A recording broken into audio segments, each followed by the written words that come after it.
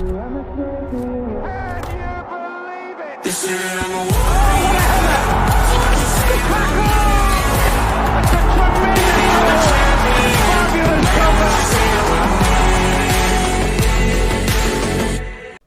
tout le monde, c'est Susano de betclever.com, podcast afin de présenter le match de demain, Croatie-Belgique.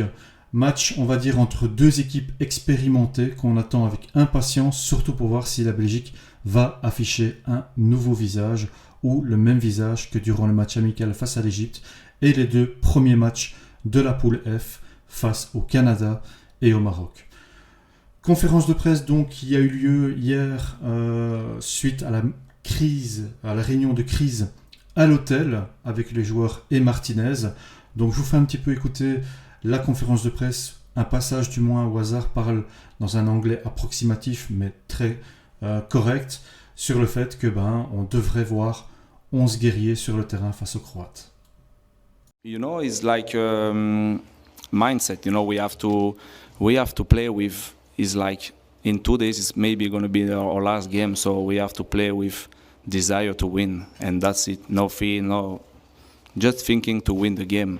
And I think if we go all together on the pitch, 11 players, we can beat Croatia. I know it's going to be difficult because every game in this World Cup is difficult, but we can do it. With the team we have, we can do it. On passe au système de jeu. Donc, comme je l'ai déjà indiqué, je vous affiche à l'écran ce qui est une composition probable, même si je pense qu'il y aura quand même des adaptations. Ça commence par Timothy Castagne qui retrouve la droite, car Martinez l'avait mis sur son mauvais pied à gauche face au Maroc. Je ne pense pas que ça l'a servi, malgré qu'il a couru énormément, comme on peut le constater sur cette statistique, même si le 6 croate a fait beaucoup mieux avec quasiment 14 km parcourus, c'est juste insane. Alors, pourquoi je pense que Castagne devrait sauter de l'effectif ? C'est simple. Depuis le début du mondial, clairement, il n'est pas vraiment assez solide pour être titulaire. On devrait potentiellement voir un Théâtre, qui serait pour moi logique, surtout qu'il n'a pas encore eu 1 minute dans ce mondial, et il le mérite amplement, surtout qu'il pourrait apporter un petit peu de vitesse à cette défense Toby-Yann, qui est vraiment vieillissante, 33 et 35 ans. Je pense que c'est clairement leur dernière Coupe du Monde. Maintenant, Théâtre pourrait apporter, si système A3 bien entendu, de 3 défenseurs centraux, une vitesse supplémentaire. Alors, la composition, elle est bien et pas bien. Dans le sens où Youri Tielemans, pour moi, a démontré sur ce tournoi qu'il ne méritait pas d'être titulaire. Malheureusement, Onana étant suspendu, de par le fait qu'il a reçu 2 cartes jaunes, il n'y a pas vraiment beaucoup de choix au milieu de terrain. On n'a que 3 choix, si je puis dire, on va dire logiques. La première, ça serait Tielemans, qui, ne mérite pas sa place de titulaire, donc pour moi, je le sortirai du 11. Il y a Van Aken, qui pour moi a fait un match ultra dégueulasse face à l'Égypte, mais c'est à l'image de toute l'équipe d'ailleurs, mais qui était bon entre les lignes. Et on a un De Donker qui a un volume de jeu intéressant, qui pourrait, donner un petit peu d'air dans ce milieu de terrain, sachant qu'en plus, la Belgique affronte un des meilleurs trios du milieu de terrain au monde, avec Brozovic, Kovacic et Modric. Donc clairement, pour moi, De Donker, avec son volume de jeu, son bon pied gauche, son bon pied droit et ses bonnes relances, devrait pour moi prendre le pas sur un Tielemans, et ça serait une bonne chose malgré le fait qu'il avait mal presté en défense centrale au début de la Coupe du Monde, mais encore une fois, c'est pas sa place de prédilection. Trossard à gauche, ça serait pour moi un choix logique. Pourquoi ? C'est un joueur qui pour moi devait déjà prendre le pas sur un Hazard vieillissant et surtout pas fit. Après, Hazard n'a pas été le plus mauvais dans cette Coupe du Monde, bien au contraire, il a été à un niveau que je pense peu de monde attendait, même si c'est pas incroyable, il aurait pu repartir déjà avec 2 goals. Donc il faut quand même aussi le souligner. Et du coup, les notes seraient différentes. Maintenant, pourquoi un Trossard est intéressant dans ce schéma de jeu ? C'est simple. C'est un joueur qui est complet, qui est un peu du style Hazard, et qui surtout défend bien, dribble, a une bonne pointe de vitesse, un bon coup de rein, un bon passing. Et pour moi, il pourrait repiquer dans le centre pour un peu aider De Donker et Witsel, surtout Witsel qui a été ultra dégueulasse face au Maroc d'ailleurs, pour un peu donner de l'air à ce milieu de terrain et prendre le dessus sur le milieu croate. Pour moi, clairement, c'est pas possible de mettre une paire de Donker Axel Witsel versus le milieu de terrain croate. Ils vont se faire totalement manger. C'est pour ça que Martinez, apparemment, d'après ce qu'il a dit dans la presse, suite à une sortie, a un plan de jeu un petit peu comme il a fait au Brésil. Donc c'est de bon augure parce que le plan face au Brésil avait marché, même si la Belgique a serré les fesses à la fin de la seconde mi-temps. Mais honnêtement, le plan de jeu était intéressant et a surpris surtout cette équipe brésilienne qui était une des favorites, je le rappelle. Alors, bon, Kevin De Bruyne, malgré sa méforme, c'est un titulaire en puissance. Je pense qu'il y aura réaction. Il ne peut pas sortir de la Coupe du Monde avec 3 prestations dégueulasses. Il va, à mon avis, réagir. Et on sait qu'un De Bruyne, sur une action, peut faire la différence sur phase arrêtée, sur un corner, sur un tir direct, ou voire sur une frappe au rectangle ou un passing vers Lukaku, qui est son meilleur pote sur le terrain. Ils ont une très belle complémentarité. Hazard, clairement, il va être peut-être soutenu par un Trossard. Ils vont peut-être changer de place à un certain moment. Donc c'est très intéressant de voir cette équipe-là, à voir si Martinez va suivre ce schéma de jeu ou repartir avec 2 défenseurs centraux, un petit peu comme il a fait en début de match face au Maroc. Donc on ne sait pas vraiment s'il va reconduire son système hybride ou si alors il va partir sur un système bien distinct avec, on va dire, un 5 derrière ou un 4 derrière. On ne sait pas vraiment en fait en gros ce qu'il va faire. Mais en tout cas, je pense que certains joueurs qui étaient sur le banc durant cette Coupe du Monde méritent la place dans le 11. Je parle de Théat, pour moi, qui est un exemple criant. Je parle de Trossard. Je parle d'un potentiel Doku qui pourrait avoir plus de temps de jeu sur ce match face aux Croates. Et surtout, peut-être potentiellement Carrasco, qu'on oublie vite, parce que, mis à part son match face au Canada, où il donne le penalty sur une main complètement débile d'ailleurs, mais bon, je ne sais pas pourquoi il fait ça, il pourrait reprendre la place sur la gauche, très clairement. Carrasco, un bon Carrasco comme face à l'Égypte, pour moi, je signe à 2 mains direct. Donc à voir un petit peu comment ça va se passer. Lukaku titulaire, pour moi, c'est un très bon choix. Malgré qu'il n'est pas à 100%, il va peser sur cette défense, c'est obligé. Surtout que la Belgique joue bien mieux quand elle est là. Batshuayi a démontré que, mis à part le goal face au Canada, on ne peut pas vraiment compter dessus. D'où le fait que Openda, pour moi, aurait dû prendre le dessus sur Batshuayi à un moment donné, surtout de par sa pointe de vitesse qui est très, très, très intéressante. Maintenant, à voir un petit peu comment ça va se passer. Lukaku aussi apporte un soutien, on va dire, moral à cette équipe, un boost à cette équipe. On l'a vu sur certaines phases avec De Bruyne sur le banc de touche, le bord de la touche. Alors, la bataille du milieu de terrain, encore une fois, elle va être compliquée. Franchement, je pense que les Croates vont quand même prendre le dessus sur la Belgique.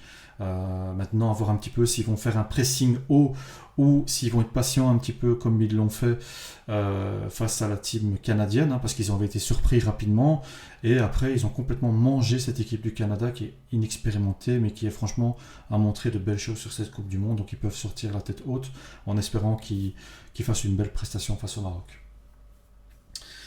Alors, je l'ai expliqué, Lukaku de retour, c'est quand même un gros boost. Pourquoi ? Parce que c'est le meilleur buteur de l'équipe belge. Et la Belgique, il a tellement été titulaire que c'est compliqué de jouer sans lui. Batshuayi a des belles stats en équipe nationale, mais il faut préciser aussi que c'est en tant que sup et pas en tant que titulaire. Il a déjà été titulaire, il a démontré qu'il méritait sa place aussi, mais Lukaku, pour moi, est beaucoup plus complet, malgré qu'il est sur une pente descendante.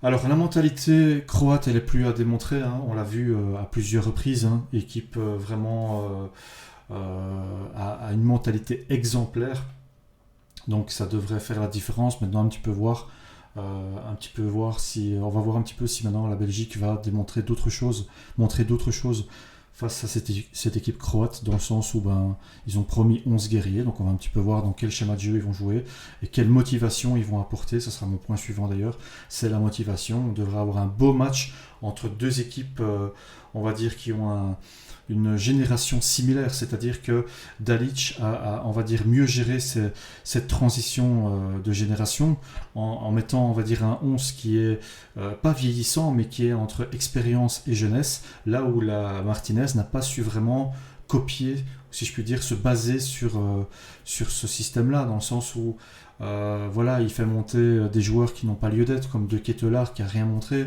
à la place de Deco et des joueurs Carrasco qui étaient sur le banc aussi. C'est juste scandaleux. Donc sa gestion, son coaching est quand même à revoir. Je pense que Dalic a pris le dessus là-dessus, un petit peu comme le coach marocain aussi l'avait fait face à Martinez dans le match du Maroc. Alors, quelques petites statistiques. Hein. On voit Modric partout sur le terrain. On peut s'attendre à un match similaire face aux Belges. Je pense qu'il va se promener. On voit aussi un Kovacic qui a été énorme face au Maroc. Hein. Donc, face au Canada, excusez-moi. Face au Canada, il avait quand même été énorme. Hein. Il a une facilité de sortir du pressing qui est incroyable en fait. C'est ça qui est vraiment intéressant chez ce joueur-là. Donc voilà. On a aussi, on peut voir aussi sur cette statistique-là que la position moyenne sur le terrain des Croates était dans la moitié de terrain du Canada, et ils ont vraiment pressé très haut. Ils sont restés haut sur le terrain quasiment toute la durée du match, qui a causé de gros problèmes à la team canadienne. Et je pense qu'ils vont, on va dire, cloner ce système face au Diable Rouge. Je ne vois pas pourquoi ils devraient changer quelque chose qui a fonctionné, on va dire, brillamment face à une autre équipe, surtout que la Belgique a du mal à gérer le pressing. Donc voilà, je pense que ça serait une bonne chose. On voit aussi un Brozovic qui a été juste exceptionnel. Comme je l'ai dit au début du podcast, quasiment une couverture de 14 km sur le match face au Canada. C'est complètement incroyable. Là où par exemple un Castagne qui carbure sur son flanc à peine 11 km à peu près. Hein. Donc encore une fois j'arrondis. Donc voilà. Alors Modric, c'est un peu comme le vin, 37 ans, toujours à ce niveau-là, c'est juste incroyable franchement. Je ne sais même pas s'il y a un autre joueur de son âge ou dans sa catégorie d'âge au milieu de terrain qui apporte autant que Modric apporte, avec une qualité, une joie de jouer, et ça se fait vraiment plaisir à voir quoi. Franchement, je sais pas, peut-être vous pouvez dire dans les commentaires si vous voyez un joueur de son âge qui, on va dire, dans la Coupe du Monde, ses qualités et son âge, je serais curieux de le connaître, parce que franchement de l'apprendre, parce que je ne vois pas comme ça directement. Alors, je l'ai précisé, dans les statistiques aussi, il y en a une qui est quand même criante, c'est que la Belgique n'a échoué à marquer que lors des 2 de ses 52 derniers matchs. Donc je ne sais pas si vous entendez bien cette stat-là, ça veut dire que face au Maroc, ça faisait qu'une fois avant, ils n'avaient pas scoré. Donc ils scorent quasiment à chaque match, les Belges.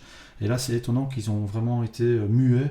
Mais bon, Lukaku ayant beaucoup joué avec cette équipe des Diables Rouges, voilà, on va peut-être mettre ça, cette inefficacité offensive sur ce fait-là.